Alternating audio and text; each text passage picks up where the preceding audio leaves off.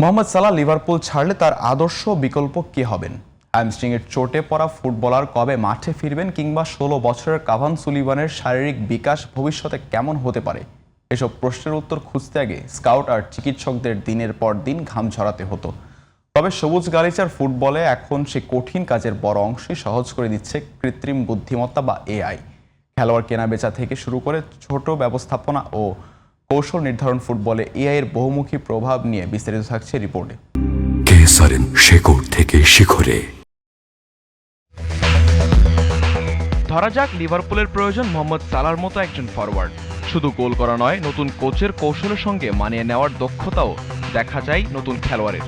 এই জটিল সমীকরণের সমাধান দিচ্ছে মার্কির মতো এআই ভিত্তিক প্ল্যাটফর্ম।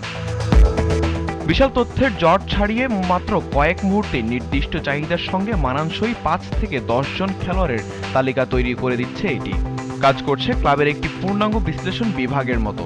ইংল্যান্ডের প্রিমিয়ার লিগের কয়েকটি ক্লাব ছাড়াও বার্সেলোনা ও শিকাগো ফায়ারের মতো দলগুলো ইতোমধ্যে এই প্রযুক্তির সাহায্য নিচ্ছে।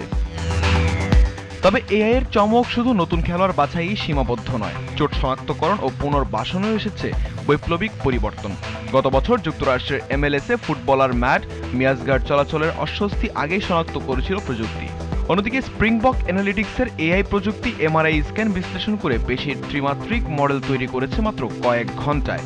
ফলে চোটের পর পেশির পরিবর্তন বা কাঙ্ক্ষিত বিকাশ পর্যবেক্ষণ করা চিকিৎসকদের জন্য বহুগুণ সহজ হয়ে গেছে। বয়সভিত্তিক ফুটবলেও দারুণ দিগন্ত উন্মোচন করেছে এআই। ফিট ম্যাচ নামের প্রযুক্তিতে স্মার্টফোনে তোলা মাত্র ৪টি ছবি বিশ্লেষণ করেই ৩০ সেকেন্ডের কম সময়ে তরুণের উচ্চতা, শারীরিক শক্তি ও বিকাশের পূর্বাভাস পাওয়া সম্ভব হচ্ছে।